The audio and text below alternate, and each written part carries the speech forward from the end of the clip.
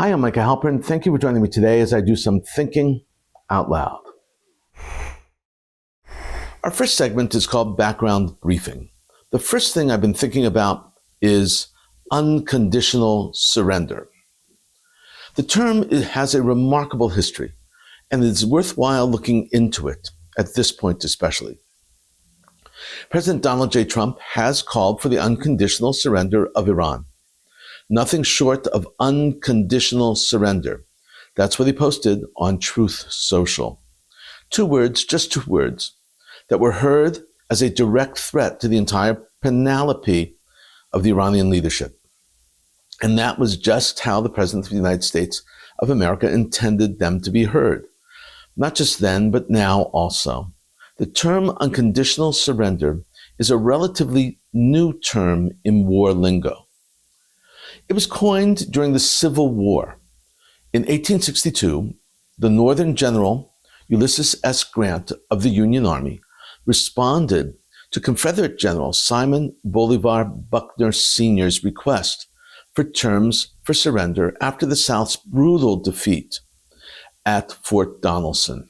Grant responded that no terms except an unconditional and immediate surrender can be accepted.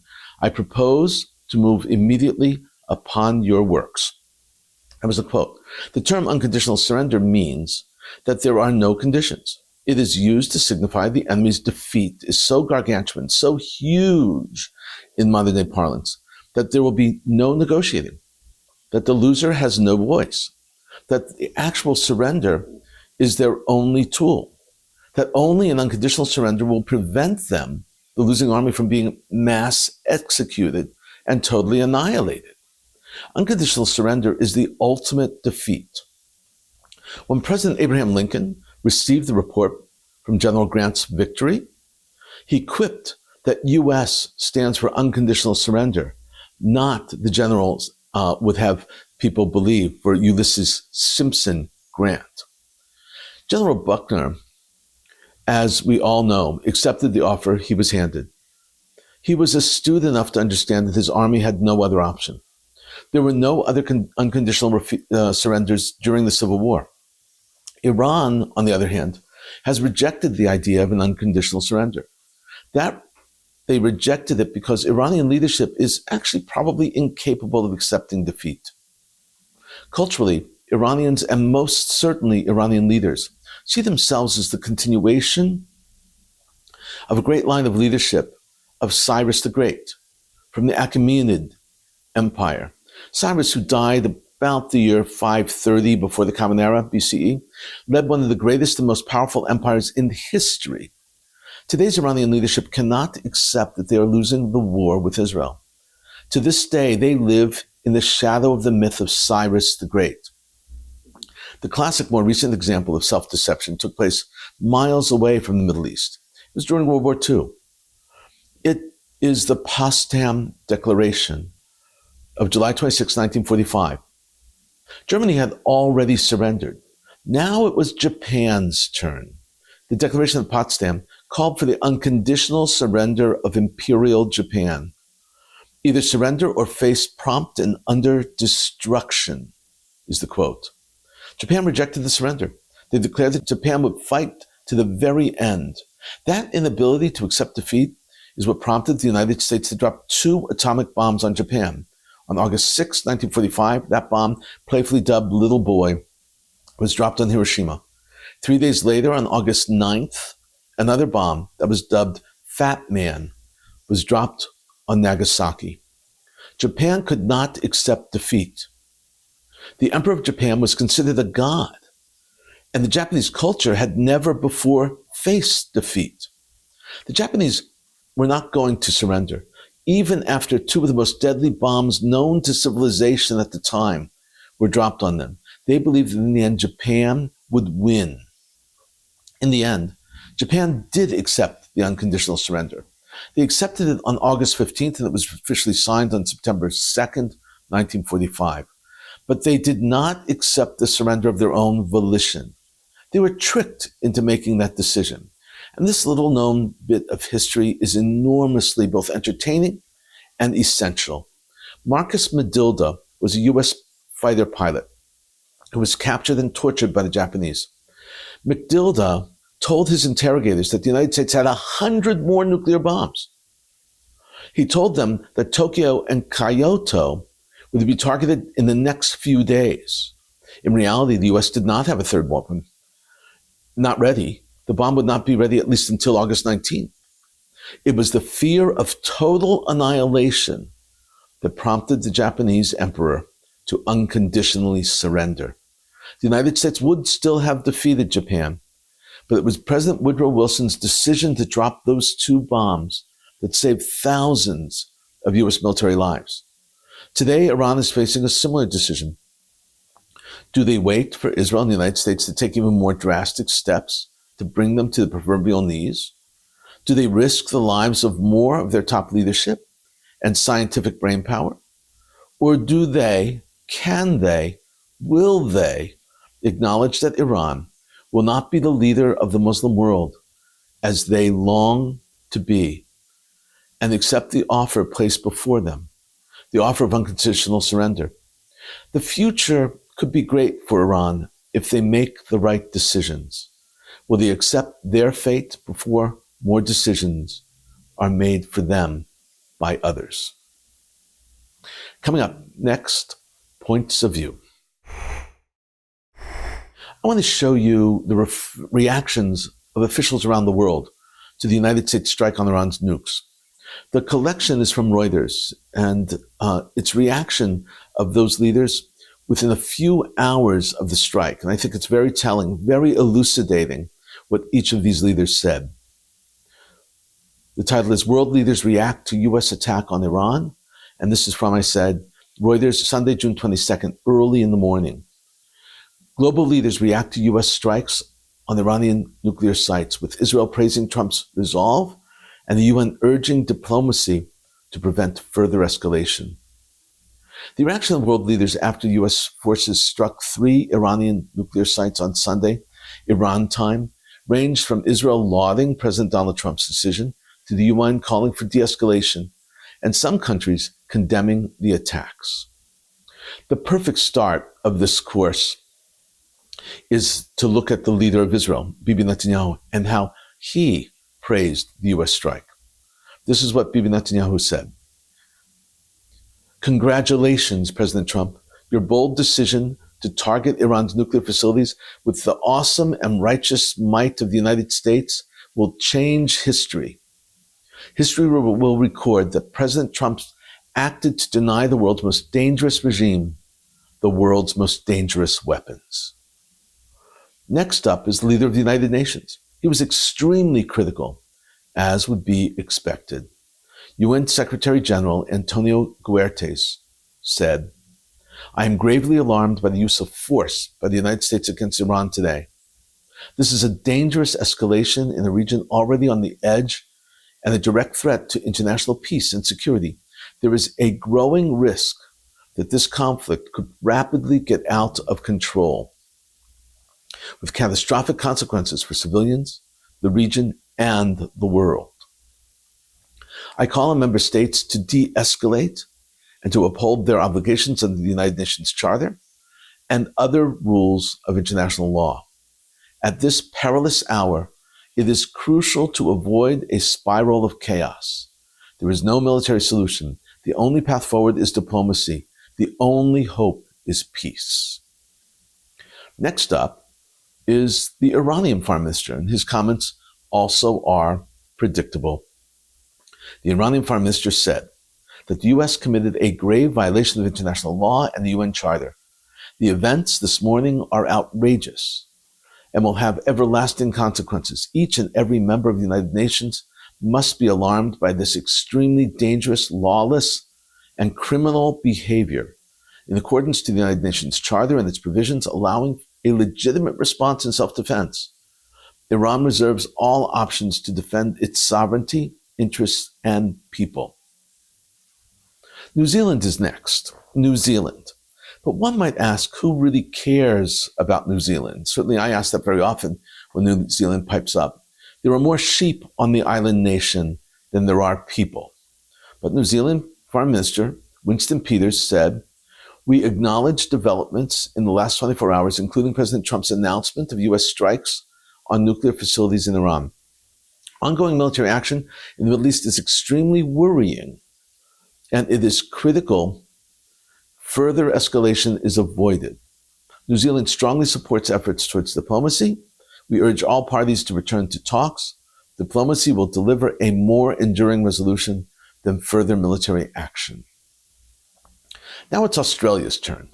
And Australia at least recognized that the threat of Iranian nuclear escalation was dramatic.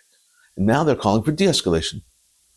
They say, Australian government spokesman says, we have been clear that Iran's nuclear and ballistic missile program has been a threat to international peace and security.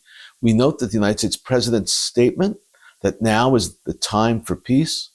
The security situation in the region is highly volatile. We continue to call for de-escalation, dialogue, and diplomacy. Mexico steps up now. They want diplomacy and called themselves a pacifist nation.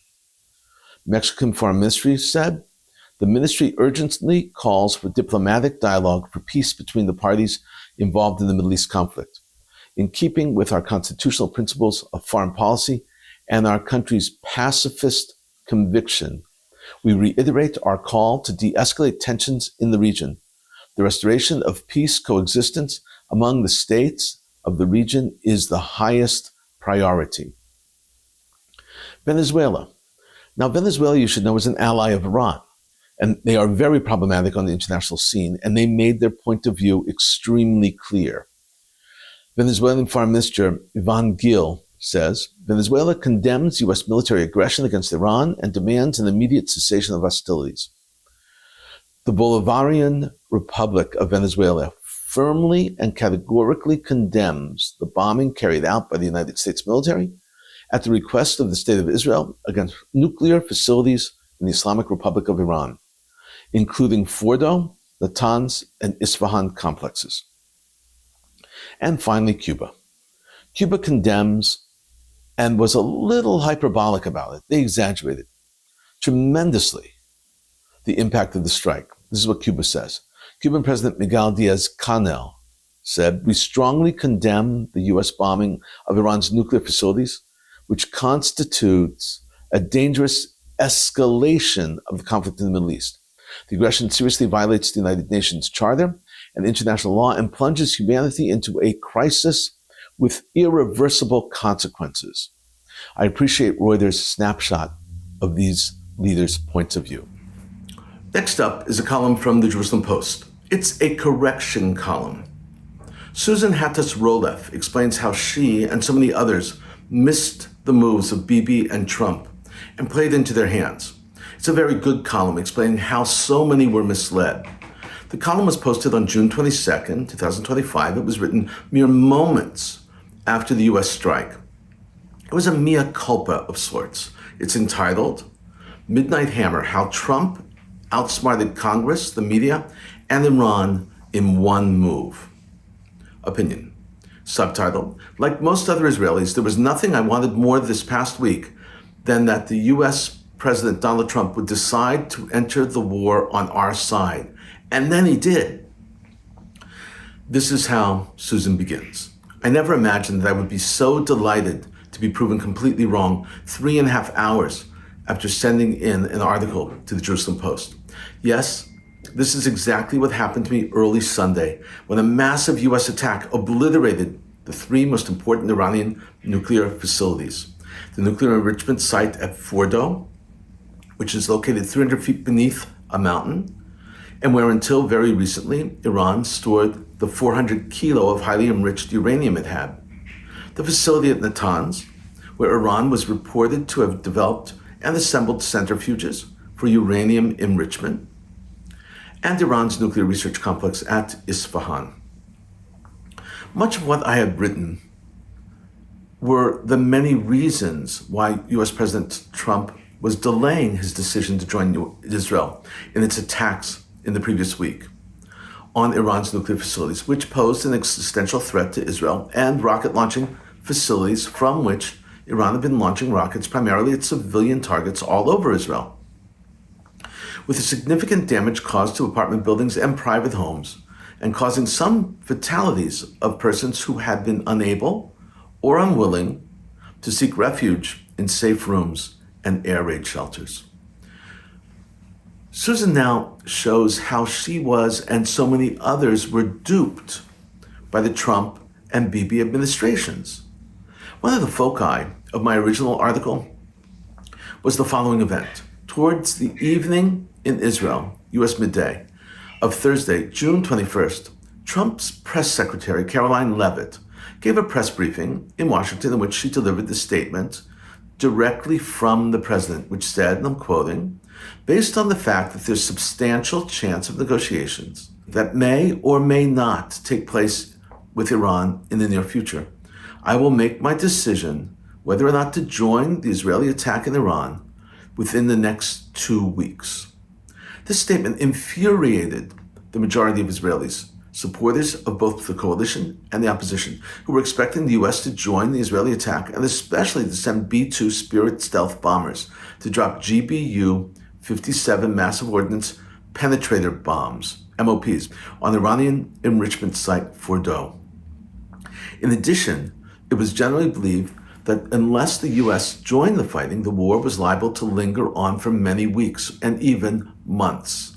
She explains just effective the deception was. Hatis Roleff writes, ex post facto, Trump's deceptive move, apparently coordinated in advance with Prime Minister Benjamin Netanyahu, proved to be brilliant, which no one was not let into the secret, had any way of guessing. What further facilitated the deception was the fact that Trump had not concealed the fact that he would have preferred to reach a negotiated agreement with Iran on its denuclearization. For example, on May 14th, he stated, "I want to make a deal with Iran. I want to do something if it's possible. But for that to happen, it must stop sponsoring terror, halt its bloody proxy wars, and permanently and verifiably cease its pursuit of nuclear weapons." Add to this the fact that there had been pressure in congressional circles to prevent Trump from deciding to attack in Iran without the approval of Congress. And there is most probably a majority of Congress that would reject the request to approve such a move if brought to a vote in Congress. There is no doubt that there are U.S. lawmakers, this is me speaking right now, that there is U.S. lawmakers who are and were against the U.S. strike. But they are wrong, and here's what she writes. Whether Section 8 of Article 1 of the U.S. Constitution, which declares that Congress has the power to declare war, limits the president's ability to use military force without Congress's affirmative approval, remains a highly contested issue. This could have bogged down Trump's decision to get involved in war in Iran if he hadn't decided to move quickly. There was reason to suspect that the Pakistani announcement was somehow connected to Trump's grappling with the question whether to join Israel's efforts to obliterate Iran's nuclear facilities. An American military attack on Iran's nuclear facilities certainly does not tally with the Nobel Peace Prize. Now, Susan Hatis Roleff concludes, yet, despite everything, Trump decided to attack, for which we in Israel will be eternally grateful. Equally important is the fact that Netanyahu kept insisting on the need to use military means to achieve Iran's denuclearization and trying to get Trump to join Israel's efforts. We do not know what would have happened if Netanyahu had decided to reach his goals even without Trump's active participation. Thank heavens, Trump has released us from that experience. This was an excellent, excellent piece. I want to toot my horn for a second also. I predicted the U.S. would hit Iran on Sunday. It was clear to me that the U.S. and Bibi were playing a game, and I saw right through it. Coming up, commentary through cartoons, where pictures tell the story.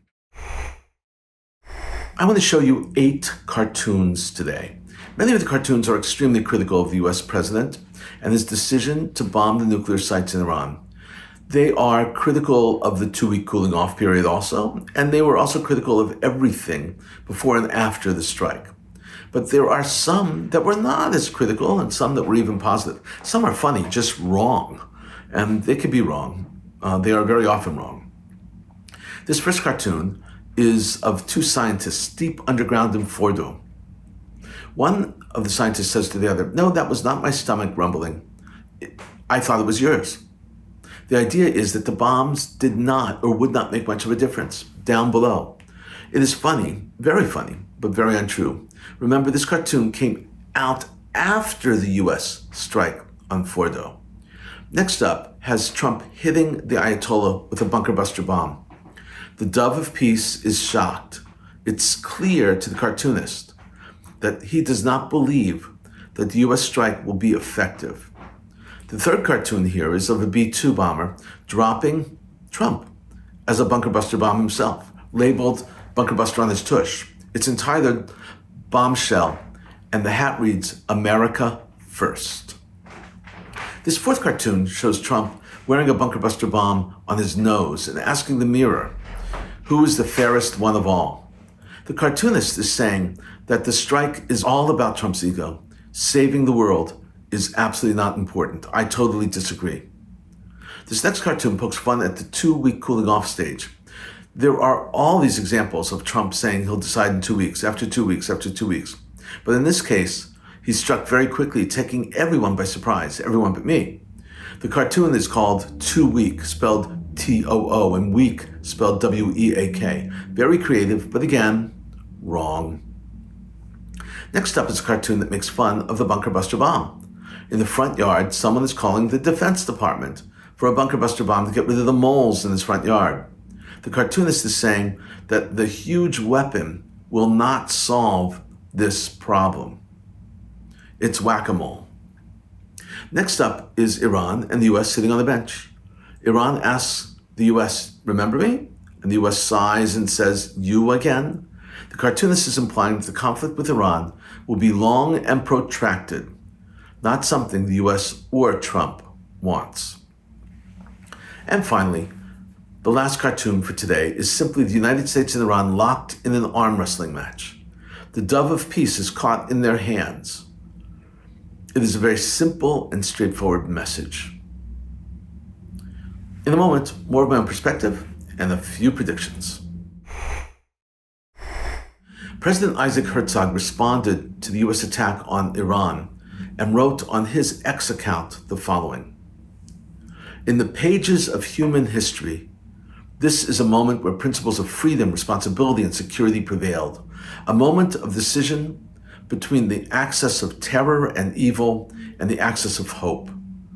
Thank you, President Trump. Thank you, United States of America.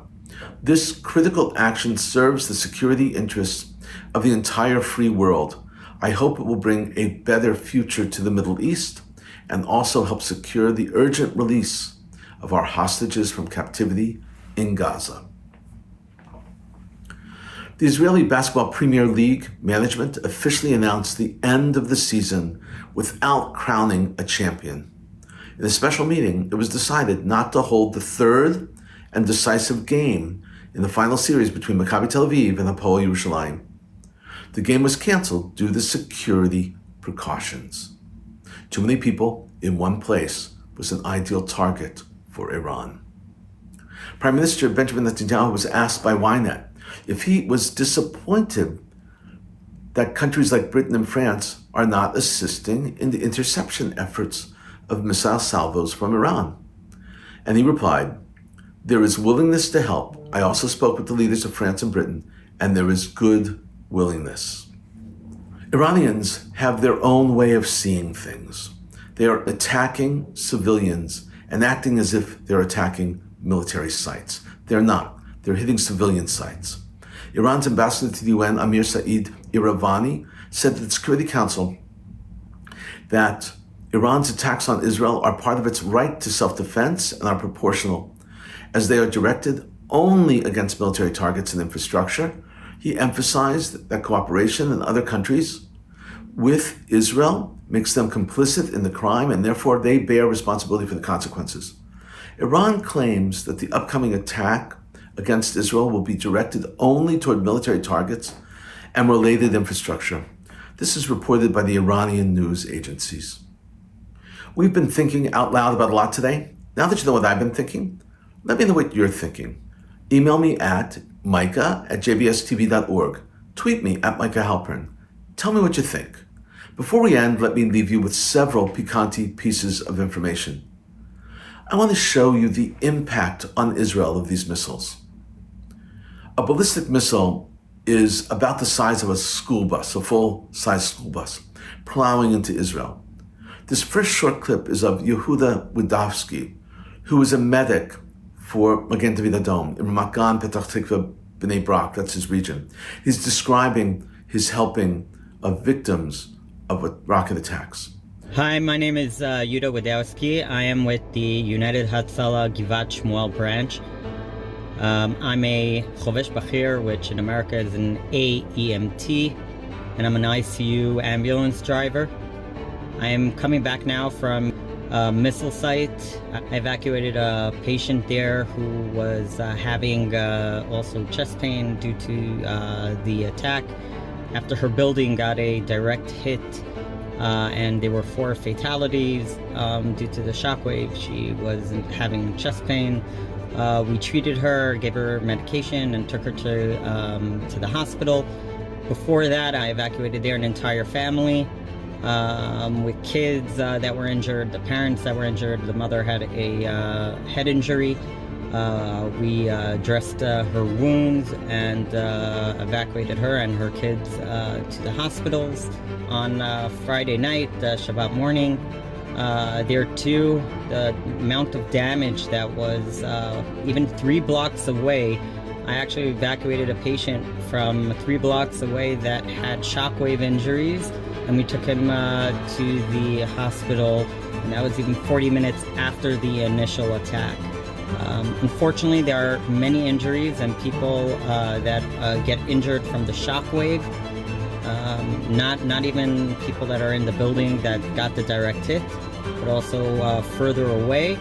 There's a lot to do, and hopefully, this war will be done soon. But until then, we're here to give everybody support, to treat whoever needs to be treated. And also thank you for your support for United Hatzalah. Next is a home security camera capturing the impact of the shock waves as the shock waves whip through the house. The house is only nearby. It's not actually the target. It's not actually been hit. It's the shock waves that you see.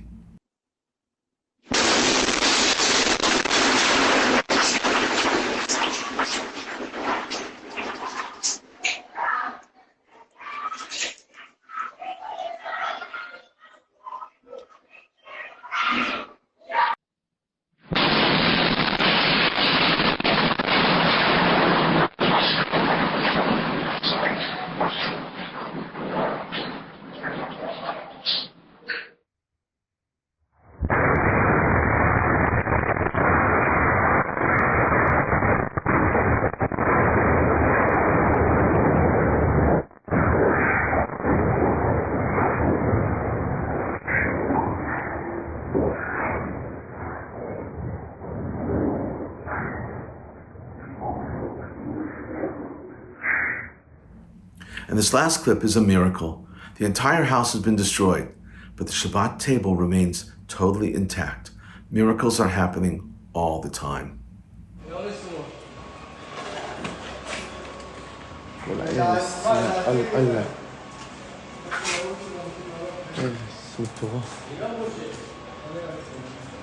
הכי כואב לראות את השולחן כבר ערוך לשבת. שולחן ערוך. Thank you for thinking out loud with me, Micah Halpern.